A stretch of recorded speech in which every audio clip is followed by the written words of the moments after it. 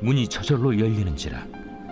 나와서 한 거리를 지나매 천사가 곧 떠나더라. 이에 베드로가 정신이 들어 이르되, 내가 이제야 참으로 주께서 그의 천사를 보내어 나를 헤롯의 손과 유대 백성의 모든 기대에서 벗어나게 하신 줄 알겠노라. 깨닫고 마가라 하는 요한의 어머니 마리아의 집에 가니 여러 사람이 거기에 모여 기도하고 있더라. 베드로가 대문을 두드린데 로데라 하는 여자아이가 영접하려 나왔다가 베드로의 음성인 줄 알고 기뻐하여 문을 미처 열지 못하고 달려들어가 말하되, 베드로가 대문 밖에 섰더라. 내가 미쳤다. 하나 여자아이는 힘써 말하되, 참말이라. 그러면 그의 천사라. 베드로가 문 두드리기를 그치지 아니하니 그들이 문을 열어 베드로를 보고 놀라는지라. 베드로가 그들에게 손짓하여 조용하게 하고 주께서 자기를 이끌어 옥에서 나오게 하던 일을 말하고 야고보와 형제들에게 이 말을 전하라. 하고 떠나 다른 곳으로 가니라. 아멘. 오늘 본문의 스토리는 참으로 재미있고 흥미롭습니다. 그러니까 이게 꿈인지 생시인지도 몰랐던 베드로가 밤에 찬 공기를 마시면서 아마도 정신을 차렸던 것 같습니다. 그러면서 깨닫게 되어요. 아, 주님께서 천사를 보내셔서 나를 헤롯의 손과 유대의 모든 악한 기대에서 벗어나게 하셨구나 라고 깨닫게 되고, 당장 그 발걸음을 옮겨 마가라 하는 요한의 어머니 마리아의 집으로 갑니다. 그러니까 지금 우리가 분명히 알 수 있는 것은 사도행전은 하나님의 역사라는 것을 알 수 있죠. 그러니까 무슨 말이냐면 베드로가 무슨 탈옥 계획을 세운 게 아니었잖아요. 탈옥 계획을 세운 게 아닌 건 분명하고, 열심히 기도하면서 나를 감옥에서 꺼내달라고 밤새도록 철야 기도를 했던 것도 아니잖아요. 그러니까 베드로의 입장에서는 그냥 잠을 자고 있었는데 어쩌다 보니까 끌려서 나오게 된 거란 말이죠. 그러다 보니까 사실은 베드로는 굉장히 수동적입니다. 그런데 이런 베드로의 모습이 예수님의 모습이었죠. 예수님 역시 어떠하였는가 라고 한다면 십자가 위에서 자신을 살려달라고 애타게 부르짖지 않았어요. 십자가 위에서 내려오기 위해 열심히 노력하고 애쓴 것도 아니었습니다. 예수님의 고백은 뭐였냐면, 아버지여, 내 영혼을 아버지께 부탁하나이다, 내 영혼을 아버지께 맡깁니다 였어요. 그리고 하나님께서는 그 예수님을 살리셨죠. 그러니까 사실은 우리의 인생이 이러면 좋겠다라는 생각을 하게 되는 거예요. 뭐냐면 내가 열심히 애쓰면서 노력하면서 막 분투하지 않았다 하더라도 하나님께서 자연스럽게 그렇게 인도하시는 인생. 다시 말하면 우리의 인생을 하나님께 맡겼을 때 제일 빨리 가잖아요. 아무리 노력한다 하더라도. 참 재밌는 건데 제가 약간 좀 개구져서 이런 식의 질문해가지고 고민한 적이 있습니다. 그게 뭐냐? 여러분 바둑 좋아하십니까? 바둑 좋아하시는 분은 굉장히 드물 줄 아는데 바둑 둘 줄 아세요? 저는 바둑을 너무너무 두고 싶어요. 근데 바둑을 둘 줄 모르거든요. 그래서 근데 제가 신기한 게 뭐냐면 여러분 바둑을 둘 줄 모르면서도 바둑 TV를 이렇게 애청하는 사람이 저 말고 또 있을까? 저는 바둑의 규칙, 드는 법 진짜 모르는데 바둑 시합 같은 거 너무 재밌게 봐요. 그래서 막 아내가 보면서 뭘 보는 거야. 바둑 보는데 정말 신기하죠. 규칙을 아무것도 몰라도 이렇게 재밌게 볼 수 있다는 게 너무 신기한데, 그냥 제가 약간 좀 똑똑한 분들에 대한 흠모하는 마음이 있어서인 것 같아요. 여하튼간 인공지능을 이제 바둑이 못 이기잖아요. 그런데 인공지능끼리 바둑을 두면 승패가 나온단 말이죠. 그러니까 저는 그런 식의 되게 수준 낮은 생각을 하게 되었어요. 아니, 인공지능끼리 바둑을 둬서 한 인공지능이 이기고 한 인공지능이 진다는 것은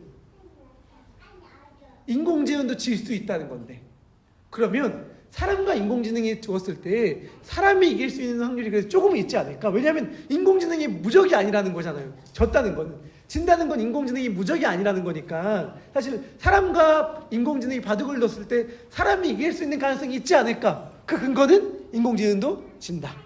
이니까 근데 절대 아니라는 거예요. 그래서 아니 왜 절대 아니라고 하지? 인공지능도 지잖아. 인공지능도 얼마나 질 수 있잖아. 그럼 사람이 인공지능처럼 두면은 이길 수도 있는 거 아니야? 라는 생각을 했는데 여러분 저의 생각이 어떻습니까? 설득력이 있습니까? 좀 타당합니까? 제가 되게 타당한 줄 알았어요. 저의 생각이. 맞아요. 그럴 수 있지. 인공지능도 질 수 있지. 사람에게 질 수 있어. 막 이렇게 생각을 하다가 좀 더 생각한 다음에 제 생각이 얼마나 잘못됐는지 알았습니다. 이거는 마치 이런 거랑 비슷해요. F1 경주를 합니다. 자동차들끼리. 분명히 1등이 있고 2등이 있습니다. 그러면 어떤 자동차가 아무리 빠른다 하더라도 질 수도 있는 거 아니야? 그러면 사람이랑도 달려서 질 수 있겠지. 약간 이런 말도 안 되는 제가 주장을 하는 거구나 라는 걸 알게 되었어요. 사람이 아무리 빨리 뛰어도 아무리 F1 자동차가 뭐예요? 오토바이보다도 느리잖아요. 자전거보다도 느리잖아요. 빠를 수가 없잖아요. 사실은 자동차끼리 경주했을 때에 지는 게 있다 하더라도 사람보다 빠를 수도 없거든요. 그 무슨 말을 제가 드리고 싶냐면 열심히 달려 노력해서 열심히 경주를 해서 막 내가 최고로 빠르게 달려가는 사람, 세상에서 제일 빠른 사람이 되었다 라고 아무리 주장한다 하더라도 자동차보다 빠를 수 없다는 거예요. 그러니까 무슨 말이냐, 내가 인생을 정말 잘 경영해서 내가 인생을 최고로 잘 살아서 이끌어서 내 발걸음을 정말 멋지게 살아보겠다 라고 아무리 애를 쓰고 노력한다 하더라도 하나님께 붙들린 인생보다 더 멋있게, 더 능동적으로, 더 능력 있게 살아갈 수가 없다는 거죠. 예수님이 그걸 보여주셨고 베드로가 그것을 보여주고 있습니다. 하나님께서 만들어가는 인생이 가장 아름답고 영광스러운 인생이에요. 제가 지난 주일날 젊은 청년 셀들이 저희 집에 와서 이제 식사교제를 하는데 7명 정도의 청년들이 모였어요. 근데 보는데 너무 신기한 거예요. 왜냐하면 청년 셀이 처음 시작되었을 때 한 3명 정도 같이 시작했거든요.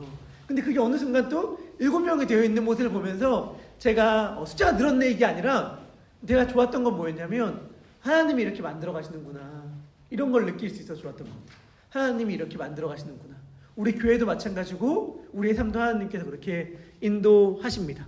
하나님께 맡긴 인생이 가장 주도적이고 가장 능동적인 삶이라는 생각을 감옥에서 아무것도 하지 않고 잠만 잤는데 거기서 풀려나왔던 베드로의 모습을 보면서 하게 됩니다.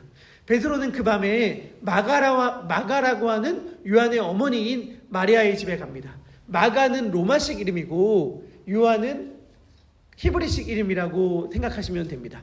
이 마가는 마가복음을 쓴 마가로 우리들이 알고 있어요. 그런데 그 밤에 찾아갔는데 그 밤에 그 집에 모여서 교회가, 그리스도인 공동체들이 베드로를 위해서 열심히 기도하고 있었어요. 베드로가 문을 두드립니다. 그러니까 로데라고 하는 여자아이, 아마도 여자종, 하인이었을 텐데 그 작은 여자종이 누구지 하며 나왔습니다. 문을 함부로 열어줄 수는 없었어요. 당시 분위기를 이미 큐티를 하신 분들은 아시겠지만 헤롯이 손을 들어 그리스도인들을 박해하고 있는 상황이었습니다. 이미 유대인들은 그리스도인 박해를 너무 즐거워하고 있는 상황들이었어요. 그래서 아무에게나 문을 활짝 열어줄 수가 없어서 누군지 확인했어야만 했습니다. 문을 닫은 상태로 로데가 누군지 누구세요? 라고 묻는 이 장면 가운데서 베드로가 대답합니다. 베드로다.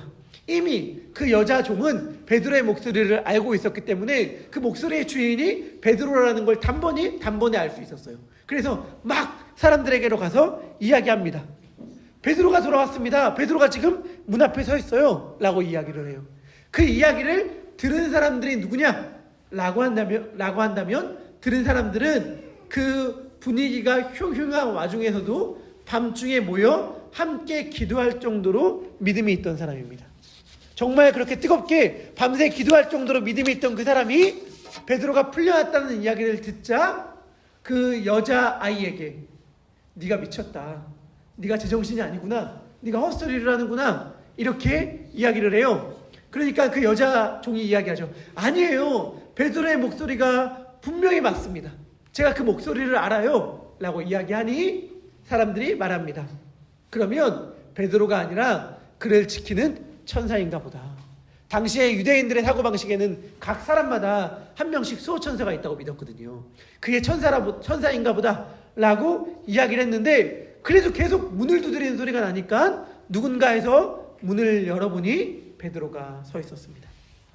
제가 어제 새벽에도 이야기했지만 이 장면을 두고 저뿐만이 아니라 많은 학자들이 이렇게 이야기를 해요. 열심히 기도했지만 그들은 베드로가 풀려날 것을 믿지 않았다 라고 이렇게 얘기를 한다는 거죠. 그러니까 우리가 열심히 땀 흘려 기도하나 우리의 기도가 믿음 없는 기도일 수 있다 라고 비판하기도 하고, 우리의 작은 기도에도 하나님은 응답하신다, 그러니 기도해라 라고 설명하기도 하더라고요. 맞아요, 그럴 수 있죠. 믿음 없는 상황 가운데에서 마치 병에 걸린 사람들이 정말 살아날 거라는 간절한 바람과 소망과 믿음 없이 그냥 목소리만 목소리만 높여서 기도할 수도 있고, 혹은 안 일어날 거야 하는 큰 불신 가운데 아주 작은 믿음을 가지고 기도했는데 하나님이 응답해 주셨다, 이렇게 말할 수도 있을 것입니다.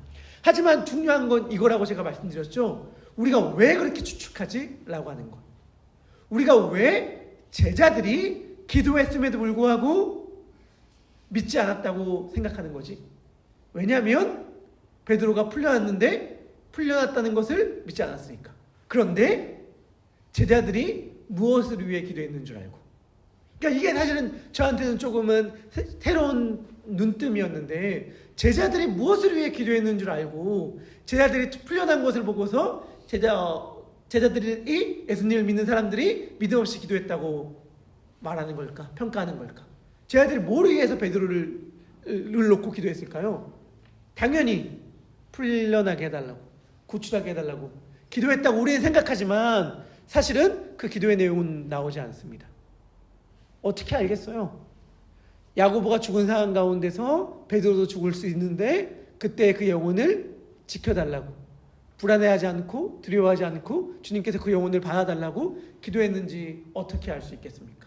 우리가 병든 사람을 놓고 기도한다고 할 때 우리는 자연스럽게 우리들의 욕망, 우리들의 바람, 우리들의 소원과 다른 사람들도 여전히 똑같은 것을 소원할 거라는 생각을 하게 되는 경우들이 있는 것 같습니다. 제가 참 인상 깊게 들은 일화가 있는데, 오카는 목사님이 이제 병에 걸려서 참 몸이 쇠약해지셨을 때 이런 기도를 많이 들었다고 이야기를 했다고 전해지더라고요. 나는 병이 안 나았으면 좋겠어. 병이 안 낫기를 기도해. 왜냐하면 빨리 이 세상을 떠나서 사랑하는 예수님을 만나고 싶어. 그러니까 나는 병이 안 낫기를 기도해. 이렇게 말했다고 하더라고요. 근데 이게 저는 바울의 마음이 아니었을까 싶어요. 오카는 목사님 제자훈련 영상 보면은 굉장히 쇠약한 가운데에 말 한마디 한마디를 하기가 힘든 가운데 어떻게든 꺼내서 말씀을 전하시거든요. 바울 사도가 그랬잖아요. 나는 차라리 죽어서 예수님과 함께 있는 게 내가 너무 바라는 바다. 내가 육신을 떠나서 예수님과 함께 있는 게 너무 바라는 바인데, 내가 너희와 함께 있는 게 너희에게 유익하고, 내가 주님과 함께 있는 게 내가 원하는 나에게 좋은 거니 나는 지금은 나에게 좋은 것보다 너에게 좋은 길을 택하겠다 라고 말하는 게 사도 바울의 마음이었거든요. 그래서 비슷한 마음이 아니었을까 싶어요. 여하튼간 우리는 무엇을 놓고 제자들의 공동체가 베드로를 위해 기도했는지 알지 못하지만 중요한 건 있어요. 그들에게 베드로의 존재는 선물이었구나.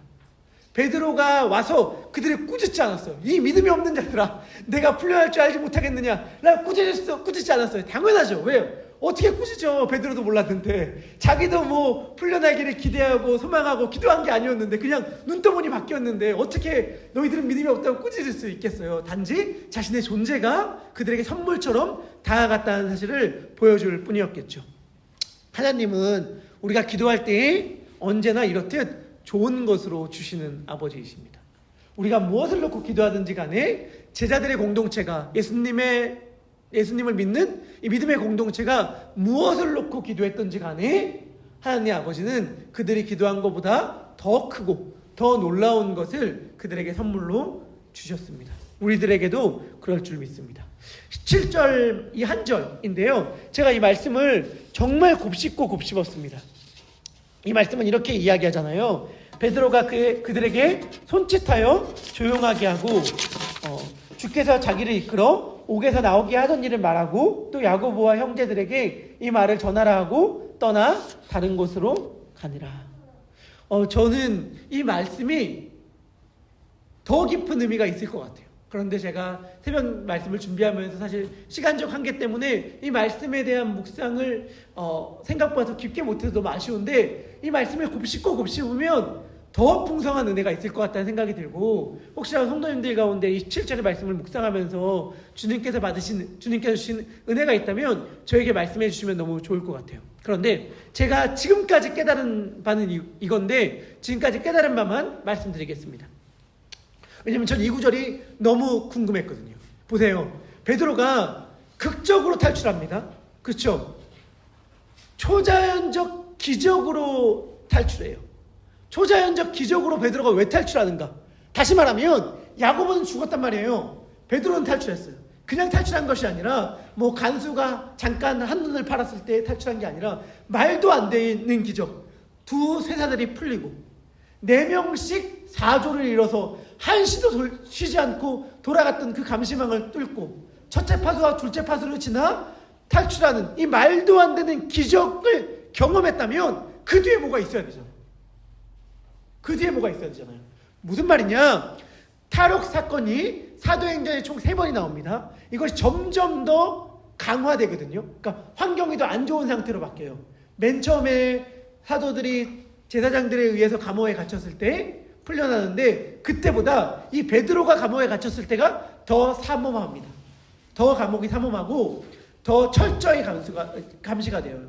그리고 나중에 뒤로 보면 빌립보 감옥에서 바울과 실라가 갇혔을 땐 상황이 더 안 좋아요. 그들은 매를 맞고 두드려 맞은 상태로 초주검이 되어서 이렇게 갇혀 있는 상태거든요. 더 안 좋아요. 그런데 그때 더 큰 기적, 지진이 일어나고 큰 기적이 일어나서 감옥에서 풀린단 말이에요. 자, 첫 번째 제사장들에 의해서 감옥에 갇혔을 때 풀려난 다음에 그들이 뭐 했는가? 복음 전했어요. 하나님께서 전하라고 하셔서 공회에 가서 복음 전했거든요. 빌립보 감옥에서 바울과 실라가 감옥에서 풀려났을 때 여러분들 다 알고 계시죠? 뭐 했죠? 복음 전했죠. 복음 전했는데 그 이야기가 너무 극적으로 적혀져 있어요. 그러니까 빌립보 감옥에서 막 지진이 일어나고 옥문이 다 열리고 쇠사슬이 풀리고 하니까 빌립보 감옥의 간수가 이 죄수를 제대로 지키지 못했다는 처벌로 나는 죽겠구나. 왜냐하면 당시에 로마에는 어떠한 법이 있었냐면 감옥의 간수가 죄수를 잘 지키지 못했을 때는 죄수가 탈옥했을 때는 그 죄수가 받아야 할 형벌을 그 간수가 받는다는 법이 있었어요. 그렇기 때문에 거기에 사형수들이 있었기 때문에 나는 사형이겠구나. 그래서 어떻게 해요? 간수가 자살하려고 하니까 자결하려고 하니까 바울이 딱 막잖아요. 그러면서 우리가 다 여기 있다 라고 말하고 그 집에 가서 복음을 전하는데 그 유명한 말씀을 하잖아요. 주 예수를 믿으라. 그리하면 너와 내 집이 구원을 얻으리라. 그리고 그 집안의 사람들이 다 예수님을 믿게 되고 세례를 받게 되는 이야기가 펼쳐져. 그러면 우리는 알게 돼요. 이러려고 감옥에서 꺼내주셨구나. 베드로에게도 동일한 기대를 품게 되는 거죠. 말도 안 되는 초자연적 기적으로 풀려나게 했어요. 야고보는 죽었고 베드로는 살려주셨어. 그럼 이유가 있어야 되잖아요. 이유가 있어야 되잖아요. 그런데 이유가 있어야 되는데 갑자기 베드로가 마리아의 집에 찾아가서 나 살아났어 이 얘기한 다음에 다른 곳으로 갔대요. 다른 곳이 어딘지도 알지 못해. 다른 곳에 가서 뭘 했는지도 알지 못해. 우리는 그냥 막연히 추측할 뿐이야. 복음 전했겠지. 근데 사라져요. 사라졌다가 잠깐 다시 등장해요. 잠깐 다시 등장하는데 언제 등장하냐면 사도행전 15장에 예루살렘 공의회라는 회가 열립니다. 왜 회가 열리느냐? 사도 바울이 복음을 쫙 전하고 돌아왔는데 그러니까 예수님을 안 믿는 유대인들이 아닌 이방인들이 생겨나니까 이 이방인들에게 어디까지 유대의 전통을 요구해야 되는가? 할례를 요청해야 되는가? 말아야 되는가? 유대의 음식법을 요청해야 되는가? 말아야 되는가? 그러니까 막 활발한 토론이 있으니 결론을 내기 위해 예루살렘에 모여서 신학 토론을 펼칩니다. 그 신학 토론 결과 유대인들에게 4가지, 예수님을 믿는 이방인들에게 4가지만 딱 규정을 정하고 나머지는 자율로 두자 라고 하는 결론이 맺어져요. 이거는 큐티하면서 살펴볼 텐데 여하튼간 그때에 그 중요한 의견을 제시하는 사람으로 베드로가 등장합니다.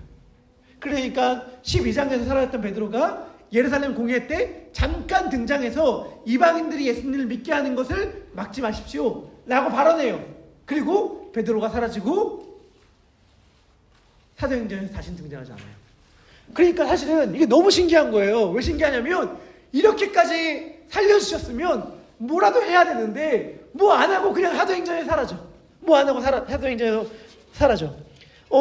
하나님께서 왜 그러면 베드로를 살려주셨을까? 이게 뭘 말하는 걸까? 이 이야기를 통해서 우리들이 뭐를 깨닫기를 원하는 걸까? 만약에 베드로가 누군가가 이야기하는 것처럼 당시에 베드로를 향한 위협이 너무 등등했기 때문에 그냥 급하게 피신하는 게 중요했다라고 생각한다면 베드로의 행동은 좀 이상합니다. 왜냐하면 굳이 이 제자들의 공동체 교회를 찾아갈 이유는 없었거든요. 급히 도망가도 모자라. 왜냐하면 급히 도망가도 상관없는 게 이미 베드로가 감옥에서 빠져나갔다는 건 다음 날만 되면 모든 사회가 다 알게 되거든요. 막 유대 그 지역이 소동한다고 얘기했거든요. 그 지역이 막 소동하고 너 베드로의 제대로 못 지켰어 라고 해서 간수들이 처형을 받게 되는 일들이 펼쳐진단 말이에요. 그러니까 베드로가 교회를 찾아갔지 않았다 하더라도 마리아의 집에 찾아갔지 않았다 하더라도 베드로가 풀려난 걸 사람들은 다 알았을 거예요. 그럼 굳이 왜 찾아갔을까요? 찾아가서 어마어마한 이야기를 한 것도 아니야. 뭐 너에게 어마어마한 비밀을 얘기한 것도 아니야. 가서 얘기한 게 뭐예요? 나 풀려났어. 이 말하고 사라져요. 그러니까 굉장히 급한 것처럼 그 밤에 마리아의 집에 그 밤에 막 달려가서 문을 막 두드리고 짜잔 나타나서 나 주님이 감옥에서 풀려나게 해주셨어 라고 하고 나 간다 라고 하고 다른 곳에서 떠난 이 이야기가 대체 뭘 말하는 걸까? 베드로는 왜 그런 것이고 베드로가 왜 그러냐 보다 더 중요한 것 예수님은 이 이야기를 통해서 우리에게 무엇을 말씀하고 싶으신가를 계속해서 묻게 될 수밖에 없는 거죠. 제가 모르면서 깨닫게 된 것이 있었습니다. 묻게 되면서 깨닫게 된 게 있었는데 그게 뭐냐면 이 사건은 베드로의 탈옥 사건이 아니라 베드로의 부활 사건이구나 라는 걸 알게 되었어요. 그러니까 베드로는 지금 죽었다가 살아난 거예요. 죽을 뻔했다가 간신히 안 죽고 살아나는 게 아니라 마치 아브라함이 이삭을 바치려고 했을 때에 이삭이 죽을 뻔했다가 구사일생으로 생명을 건진 게 아니라 히브리서와 로마서가 공이 뭐라고 이야기하냐면 죽었다가 살아난 것이다 이렇게 말을 하잖아요.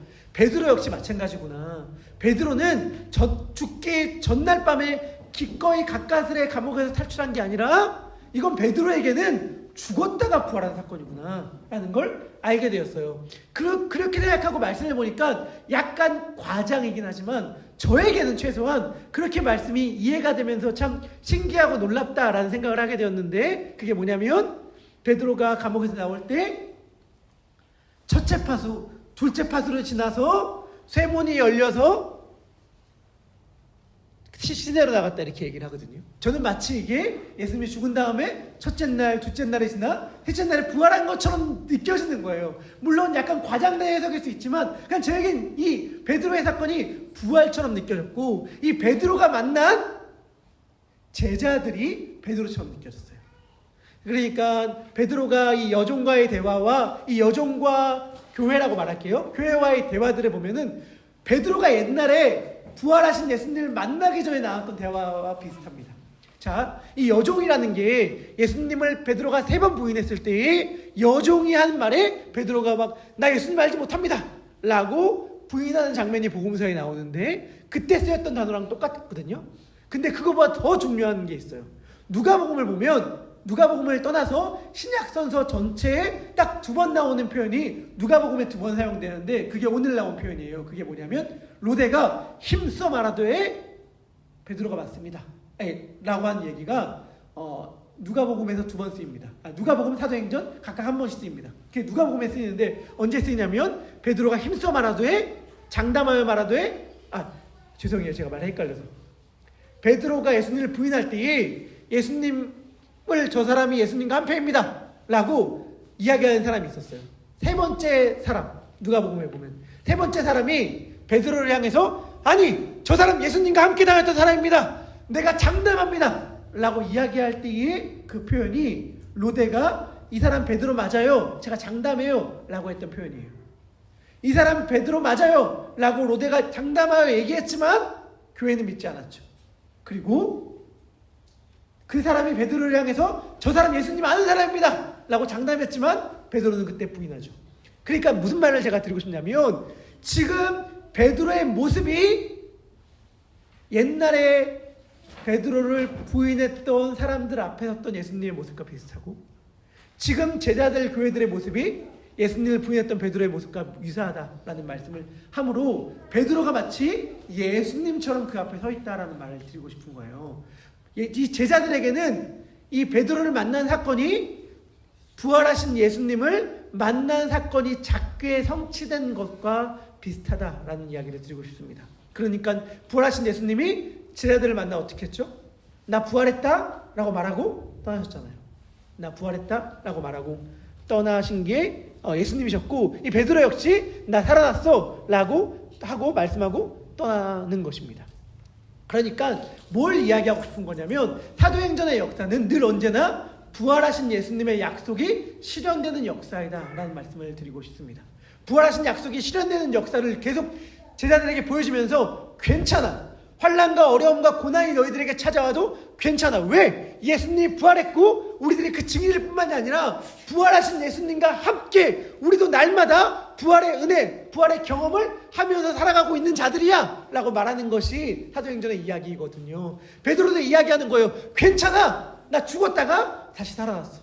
너희들 앞에서 동일한 사건, 동일한 어려움, 동일한 고난들이 찾아올 수 있을 터인데 괜찮아. 예수님이 부활하셨어. 이 부활하신 예수님과 함께 할 수만 있다면 너희들을 심지어 죽이는 것처럼 느껴지는 고난과 어려움들이 있다 하더라도 너희들 살아날 수 있을 거야 라고 이야기하고 있는 것입니다. 그리고 이 이야기는 우리들에게도 수없이 많이 경험되어진 것이죠. 우리들이 걸어온 믿음의 걸음들, 주님과 함께 걸어온 과거의 기억들을 소환할 수 있다면 우리들은 다 이러한 경험들이 있을 거예요. 뭐냐면 주님으로 인하여 위기의 가운데에 죽을 뻔했다가 살아난 경험들 말이죠. 그러니까 예수님의 부활 경험을 베드로가 작게 이야기 들려주듯이 예수님의 부활 경험을 우리들의 과거가 우리들에게 계속해서 말 걸어줘요. 괜찮아. 그때도 견뎌냈잖아. 괜찮아. 그때도 이겨냈잖아. 괜찮아. 그때도 죽을 것 같았는데 살았잖아. 괜찮아. 예수님 부활하셨어. 그러니까 이 부활하신 예수님을 믿는다고 한다면 이 일도 견딜 수 있고 이길 수 있고 너가 살아날 수 있어 라고 우리들에게 이야기해 주는데 우리는 다시 끊임없이 불안해하고 두려워하고 절망 가운데 빠지면서 죽을 것 같아 라고 이야기해 주는 거죠. 그런 우리들에게 베드로는 말을 해주는 겁니다. 나 살아났잖아. 나 풀려났잖아. 나 부활했잖아. 예수님만 부활한 게 아니라 나도 부활했어. 그리고 너희들도 부활할 거야. 그리고 그 사실을 믿는 우리들의 삶 가운데에 쭉 예수님의 부활을 하신 예수님과 함께 가는 동행의 이야기가 펼쳐지는 걸 들려주는 것이 사도행전이에요. 이 예수님과 함께하지 않는 자는 아무리 화려하고 아무리 능력 있어 보인다 하더라도 죽은 자입니다. 그것을 보여주는 게 바로 이어지는 스토리인 헤롯의 죽음이에요. 여러분, 헤롯이 손을 들어 베드로를 죽이려고 했으나 베드로는 부활하여 살아납니다. 그러나 그 헤롯은 어마어마한 위험을 과시하는 현장 한가운데서 어마어마한 위험을 과시하니까 사람들이 어떻게 하냐면 우와! 저 사람 하나님 같아. 저 사람 신의 아들 같아. 저 사람 너무 멋있어. 최고야. 라고 말했는데 벌레가 들어 죽게 돼요. 그게 펼쳐지는 이야기예요. 예수님과 함께 걸어간다면 아무리 위협이 있는 죽음과도 같은 어둠의 터널을 걸어간다 하더라도 부활할 것이고 예수님과 함께하지 않는다면 아무리 화려해 보이는 옷을 입고 사람들에게 자신의 위험을 뽐낸다 하더라도 죽은 인생이다 라고 말하는 것이 사도행전의 이야기입니다. 바랍니다. 오늘 하루 우리들은 어떠한 삶을 경험하고 있는지 모르겠어요.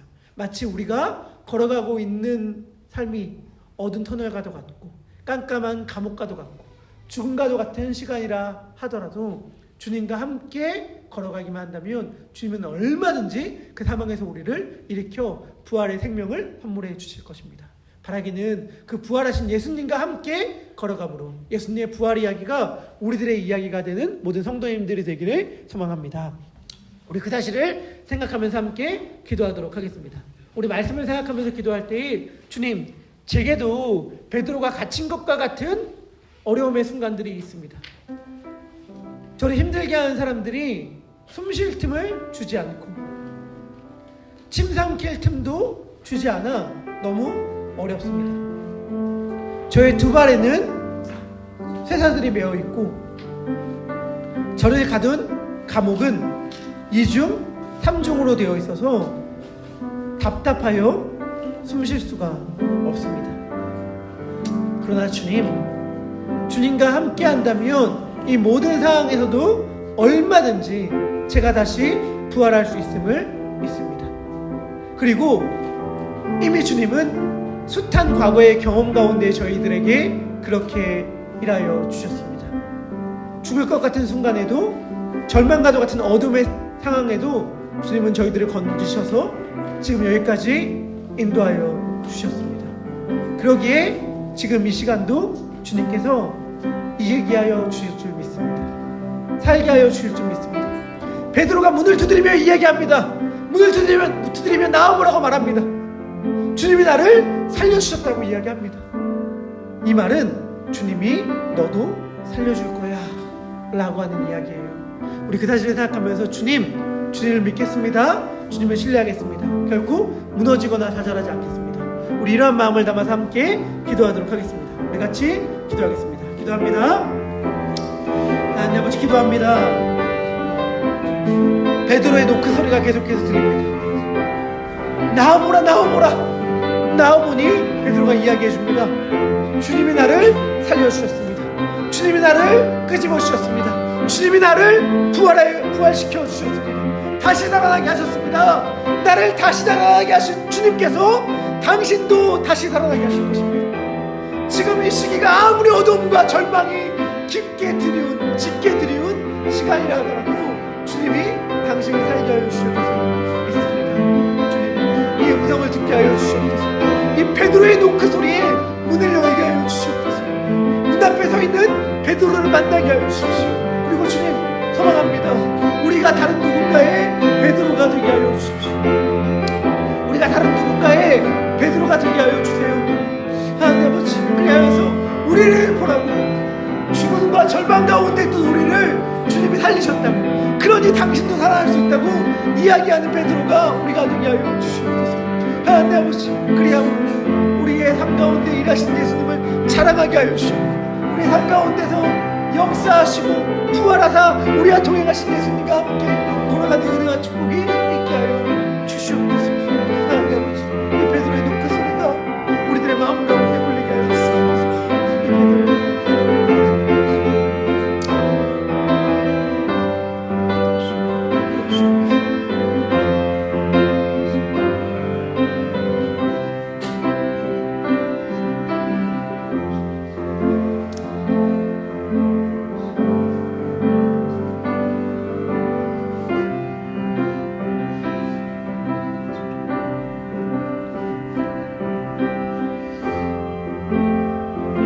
우리 계속해서 기도했으면 좋겠습니다. 계속해서 기도할 때 우리 가운데 어려움을 만난 분들을 위하여 기도합시다.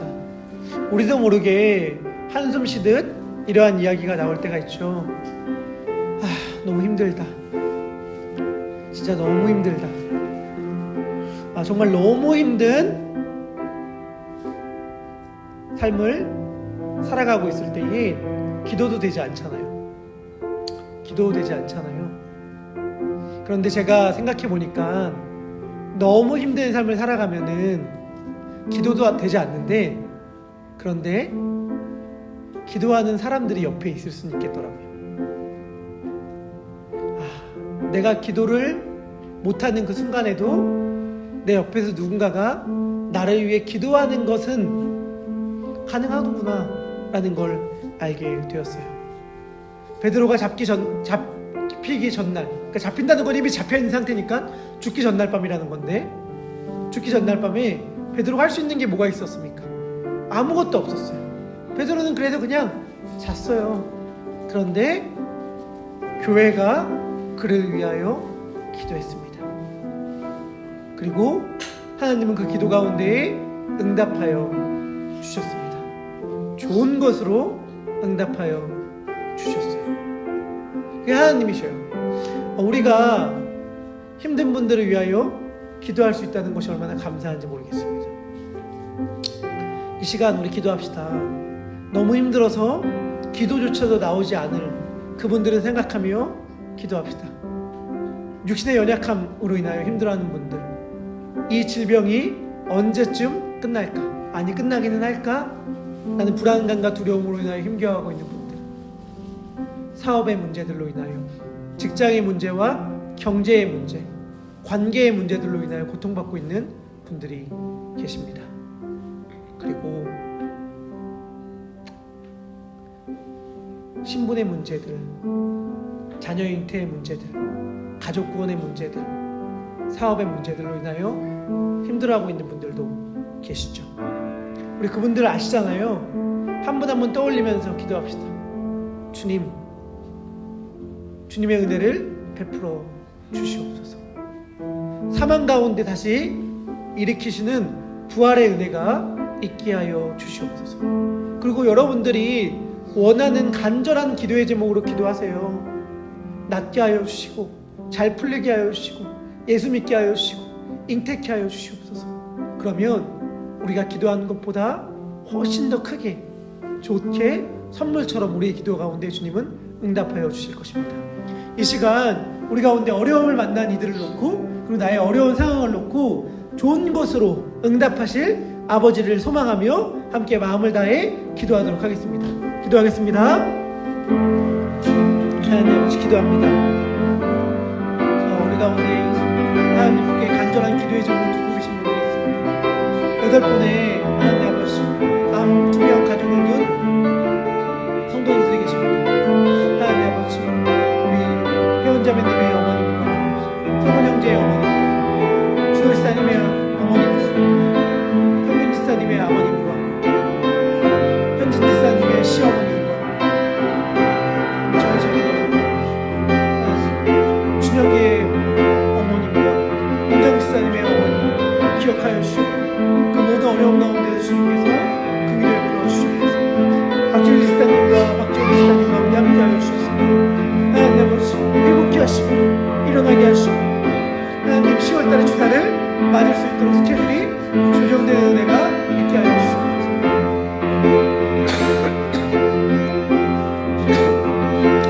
지혜만 있게 하여 주시옵고, 하나님 아버지 여러 가지 건강의 문제들로 인하여 힘들어하고 있는 분들, 하나님 임명우 지사님과 하나님 아버지 김동대 강사님 기억하여 주시옵고, 하나님 아버지 또한 자녀들의 신앙의 문제를 놓고 기도하고 있는 분들, 가족들의 신앙의 문제를 놓고 기도하고 있는 슬기자매와 미연 지사님, 김주 민정 지사님 기억하여 주시옵고, 하나님 아버지 소망합니다.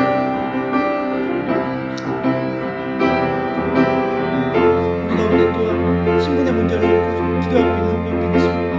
주 신분의 문제가 속히 해결되게 하여 주시옵소서. 하나님 아버지 자유한 몸으로 마음껏 일하게 하여 주시고, 마음껏 주님을 찬양하게 하여 주시옵소서. 하나님 아버지 생명이 잉태되는 일을 놓고 기도합니다. 생명을 허락하여 주시옵소서. 임신케 하여 주시옵소서. 하나님 우리 가정에 우리 교회 전부가 주님 임신케 되는 은혜가 있게 하여 주시옵소서.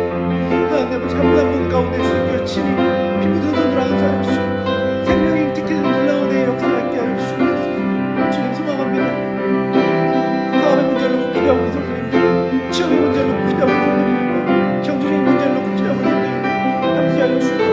모든 분들이 주님 은혜 가운데 좀 해주시옵소서. 그래서 하나님 아버지 주님의 모습을 모든 드시고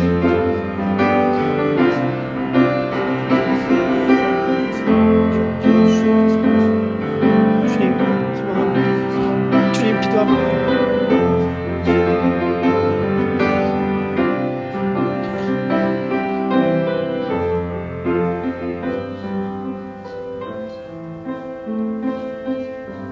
우리 시간 마지막으로 교회를 위해 기도했으면 좋겠습니다. 교회를 위해 기도할 때 교회가 부활하신 예수님을 머리로 삼는 교회가 되게 해달라고 기도해 주시면 감사하겠습니다.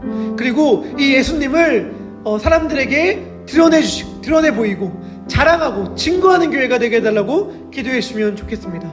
절망 가운데 있는 자들에게, 소망이 없는 자들 가운데 자들에게, 어둠 가운데 있는 자들에게, 사망 가운데 있는 자들에게 부활 생명 되신 예수 그리스도를 전함으로 어둠 가운데 빛으로, 절망 가운데 소망으로, 사망에서 생명으로 인도하는 역할을 우리 교회가 감당할 수 있도록 기도해 주시면 좋겠습니다. 그리고 우리 교회가 준비하고 있는 하반기에 많은 사역들이 모두 다